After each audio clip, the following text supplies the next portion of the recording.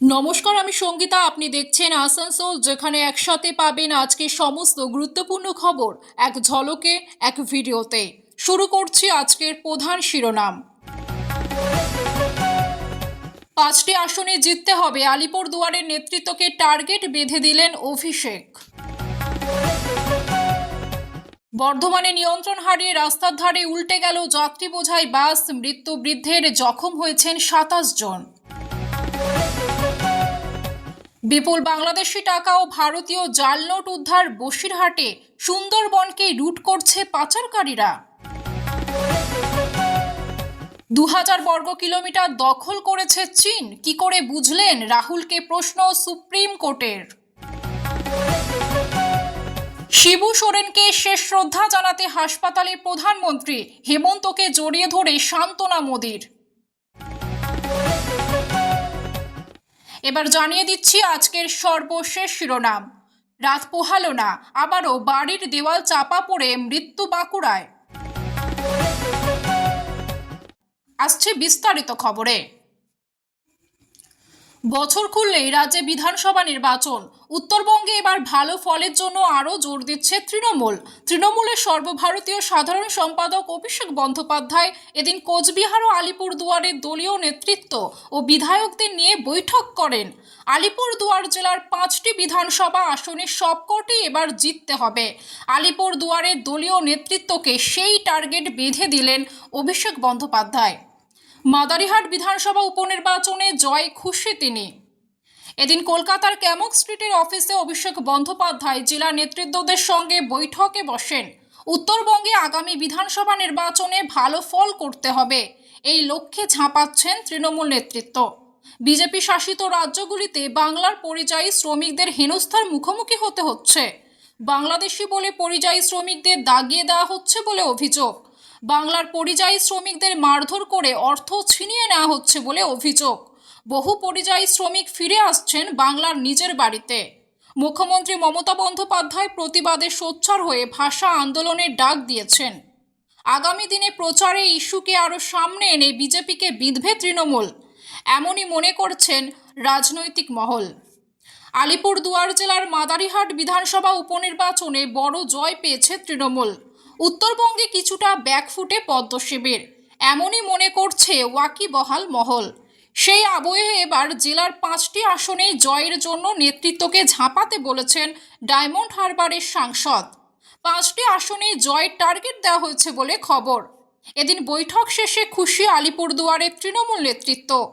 এদিনের বৈঠকে আলিপুরদুয়ারের জেলা সভাপতি প্রকাশজিৎ বড়াইক, দলের জেলা চেয়ারম্যান গঙ্গাপ্রসাদ শর্মা, আলিপুরদুয়ারের বিধায়ক সুমন কাঞ্জিলাল, মাদারিহাটের বিধায়ক জয়প্রকাশ টপ্প, দলের আইএনটিটিউসির সভাপতি বিনোদ মিঞ্জ, যুব তৃণমূলের সভাপতি সমীর ঘোষ, মহিলা তৃণমূলের সভাপতি চন্দ্রা নার্জিনারি ছিলেন।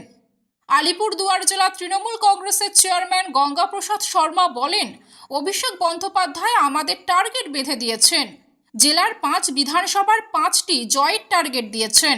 জেলার বিভিন্ন ব্লকের সংগঠন নিয়ে আলোচনা হয়েছে। রদবদল যা করার তা প্রয়োজন হলে দলের সুপ্রিমো মমতা বন্দ্যোপাধ্যায় করবেন। আলিপুরদুয়ারের বিধায়ক সুমন কাঞ্জিলাল বলেন, আমাদের পাড়া আমাদের সমাধান যুগান্তকারী পদক্ষেপ। এই শিবিরগুলোতে জনপ্রতিনিধিদের উপস্থিত থেকে বেশি করে মানুষের পাশে থাকার নির্দেশ দেওয়া হয়েছে। বাংলা ও বাংলা ভাষাকে অপমানের প্রতিবাদে আন্দোলন আরও তীব্র করার কথাও বলা হয়েছে। ভয়াবহ দুর্ঘটনার কবলে যাত্রী বোঝাই বাস, নিয়ন্ত্রণ হারিয়ে রাস্তার ধারে উল্টে যায়। দুর্ঘটনায় মৃত্যু হয়েছে এক ব্যক্তির, 27 জন যাত্রী জখম হয়ে হাসপাতালে ভর্তি। সোমবার দুপুরে দুর্ঘটনাটি ঘটেছে বর্ধমানের দেওয়ানদিঘির কুরমুন এলাকায়। পুলিশ ও স্থানীয় সূত্রে জানা গিয়েছে, বর্ধমান নবদ্বীপ রুটের একটি বাস এদিন দুর্ঘটনার কবলে পড়ে। বাসটি নবদ্বীপ যাচ্ছিল বলে খবর। বৃষ্টি হওয়ার কারণে রাস্তা ভিজেছিল। কুরমুন এলাকার কাছে বাসটি নিয়ন্ত্রণ হারিয়ে ফেলে। রাস্তার ধারে গিয়ে বাসটি উল্টে যায়। বিকট শব্দ শুনে অকুস্থলে ছুটে যান স্থানীয়রা। খবর দেওয়া হয় শক্তিনগর থানায়। স্থানীয়রাই যাত্রীদের উদ্ধারের জন্য হাত লাগায়। জখম বাস যাত্রীদের উদ্ধার করে বর্ধমান মেডিকেল কলেজ হাসপাতালে নিয়ে যাওয়া হয়। সেখানে চিকিৎসকরা এক বৃদ্ধকে মৃত বলে ঘোষণা করেন। মৃতের নাম সুবোধ কুমার মণ্ডল, বয়স 63। দুর্ঘটনায় 27 যাত্রী জখম হয়ে হাসপাতালে চিকিৎসাধীন বলে জানা গিয়েছে। তাদের মধ্যে কয়েকজনের অবস্থা আশঙ্কাজনক। কিভাবে ঘটল এই দুর্ঘটনা? বাসটি কি অনেক বেশি গতিতে চলছিল? চালক বাসটিকে নিয়ন্ত্রণে রাখতে পারেননি, নাকি বাসটির ব্রেক বিকল হয়ে যায়? সেসব প্রশ্ন উঠেছে। পুলিশ ঘটনা তদন্ত শুরু করেছে। ঘটনায় সাময়িক যানজট দেখা যায় ওই রাস্তায়। দুর্ঘটনাগ্রস্ত বাসটিকে আটক করে নিয়ে গিয়েছে পুলিশ। একের পর এক জাল টাকা উদ্ধার হচ্ছে উত্তর 24 পরগনার বসিরহাট সুন্দরবন এলাকায়। এবার 20,000 টাকার জাল নোট উদ্ধার করলো হাড়োয়া থানার পুলিশ। গ্রেপ্তার করা হয়েছে এক ব্যক্তিকে। এছাড়াও বসিরহাটের ঘোজাডাঙ্গা সীমান্ত এলাকা থেকে গ্রেপ্তার করা হয়েছে এক বাংলাদেশি অনুপ্রবেশকারীকে। তার থেকে 6.5 লক্ষ বাংলাদেশি টাকা উদ্ধার হয়েছে। জাল নোট পাচার চক্রের রুট কি এখন উত্তর 24 পরগনার সুন্দরবন সীমান্ত এলাকা? আইএসআই বাংলাদেশি জঙ্গি সংগঠন কি এদেশের সীমান্ত দিয়ে জাল টাকা ঢোকাচ্ছে? সেই প্রশ্ন উঠেছে ওয়াকিবহাল মহলে। অতি সম্প্রতি সন্দেশখালীর একটি হোটেলে অভিযান চালিয়ে 10 কোটি টাকার জাল নোট উদ্ধার হয়েছিল। সেই ঘটনায় একাধিক ব্যক্তিকে গ্রেপ্তার করেছে পুলিশ। দিন কয়েক আগে হিঙ্গলগঞ্জ এলাকা থেকে জাল টাকা উদ্ধার হয়েছিল। তদন্তকারীদের অনুমান ছিল সীমান্ত পেরিয়ে বা কখনো ভিন রাজ্যে তৈরি হওয়া জাল টাকা এই রাজ্যে ঢুকছে। সীমান্ত এলাকা দিয়ে কড়া নজরদারি রেখেছে বিভিন্ন থানার পুলিশ। গতকাল রবিবার রাতে গোপন সূত্রে খবর আসে ভারতীয় জাল টাকা হস্তান্তর করা হচ্ছে। সেই মতো হাড়োয়া থানার পুলিশ অভিযান চালায়। নাসিরহাটির ঝাঁঝা এলাকায় সাইউদ্দিন মোল্লা নামে এক ব্যক্তিকে পাকড়াও করা হয়। জিজ্ঞাসাবাদের পরেই বেরিয়ে পড়ে 20,000 টাকার জাল নোট। এরপরই ওই ব্যক্তিকে গ্রেফতার করা হয়। ধৃতের বাড়ি মিনাখা থানা এলাকায়। অন্যদিকে ঘোজাডাঙ্গা সীমান্ত পার হয়ে এক যুবক গতকাল রাতে অবৈধভাবে ভারতে প্রবেশ করছিল। বিএসএফ জওয়ানরা তাকে আটক করে জিজ্ঞাসাবাদ চালায়। ওই যুবকের থেকে উদ্ধার হয় 6.5 লক্ষ বাংলাদেশি টাকা। এরপরই টাকাসহ ওই অনুপ্রবেশকারীকে বসিরহাট থানার পুলিশের হাতে তুলে দেওয়া হয়েছে। ধৃত দুজনকে এদিন আদালতে তোলা হয়েছে। ধৃতদের জিজ্ঞাসাবাদ করে আরও তথ্য পেতে চাইছে পুলিশ। জাল টাকা কারা নিয়ে আসছে? বসিরহাটে সুন্দরবন লাগোয়া এলাকা কি তাহলে জাল নোট পাচারের রুট হয়ে গিয়েছে? জঙ্গি সংগঠন কি এই জাল নোট ঢোকাচ্ছে সীমান্ত এলাকা দিয়ে? সেই প্রশ্ন উঠেছে।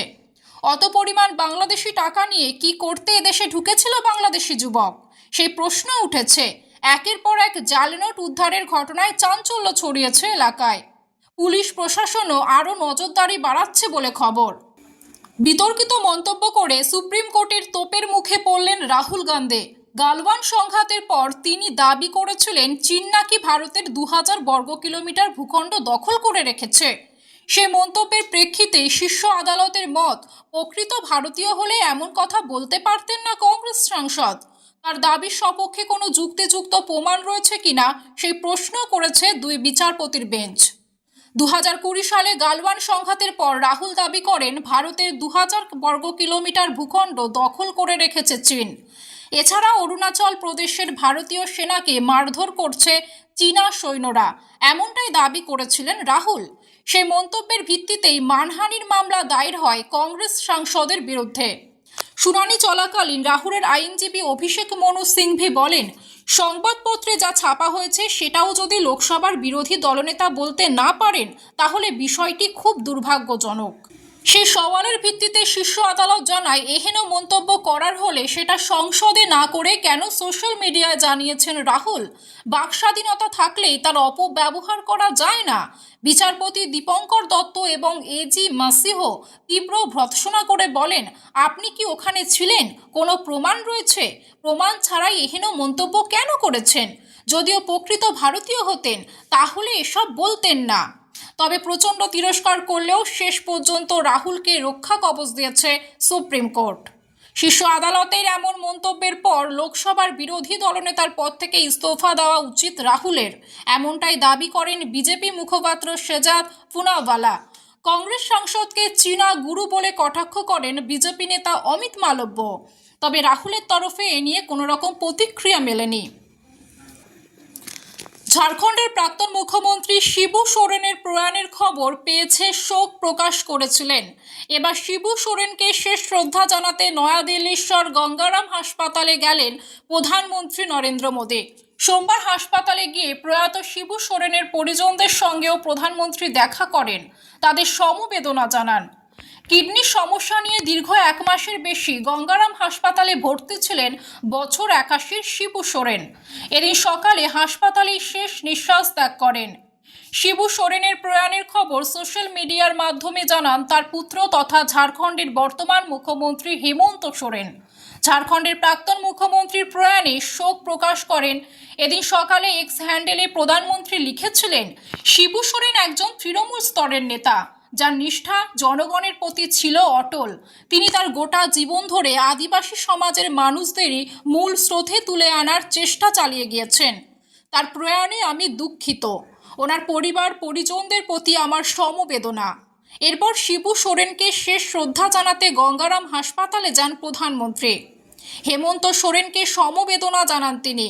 মোদির সামনে কান্নায় ভেঙে পড়তে দেখা যায় হেমন্ত সোরেনকে। তাকে জড়িয়ে ধরে সান্ত্বনা দেন প্রধানমন্ত্রী। শিবু সোরেনকে শেষ শ্রদ্ধা জানাতে রাষ্ট্রপতি দ্রৌপদী মুর্মু এদিন গঙ্গারাম হাসপাতালে যান। কংগ্রেসের সর্বভারতীয় সভাপতি মল্লিকার্জুন খাড়গে ও লোকসভার বিরোধী দলনেতা রাহুল গান্ধীও গঙ্গারাম হাসপাতালে গিয়েছিলেন। জানা গিয়েছে এদিন সন্ধ্যাতেই শিবু সোরেনের মৃতদেহ রাঁচিতে নিয়ে যাওয়া হবে। ফের বাড়ির দেওয়াল চাপা পড়ে মৃত্যু হলো এক বৃদ্ধার। ঘটনাটি ঘটেছে বাঁকুড়ার বিষ্ণুপুর থানার রাধানগর গ্রাম পঞ্চায়েতের বনকাঠি গ্রামে। পুলিশ জানিয়েছে মৃতার নাম শেফালি বাউল। স্থানীয় সূত্রে জানা গিয়েছে অন্যান্য দিনের মতোই রবিবার দুপুরে নিজের পাকা বাড়ির সামনে মাটির দেওয়ালের উপর টালির চালার তৈরি রান্নাঘরে রান্না করছিলেন বছর 75 বয়সী শেফালি বাউল। আচমকায় হুড়মুড়িয়ে ভেঙে পড়ে সেই রান্নাঘরটি। ঘটনায় গুরুতর জখম হন ওই বৃদ্ধা। তড়িঘড়ি ধ্বংসস্তূপ সরিয়ে তাকে গুরুতর আহত অবস্থায় উদ্ধার করে বিষ্ণুপুর সুপার স্পেশালিটি হাসপাতালে নিয়ে যান পরিবারের লোকজন। সেখানেই রবিবার রাতেই ওই বৃদ্ধার মৃত্যু হয়। এই ঘটনায় শোকের ছায়া নেমে আসে গোটা এলাকায়।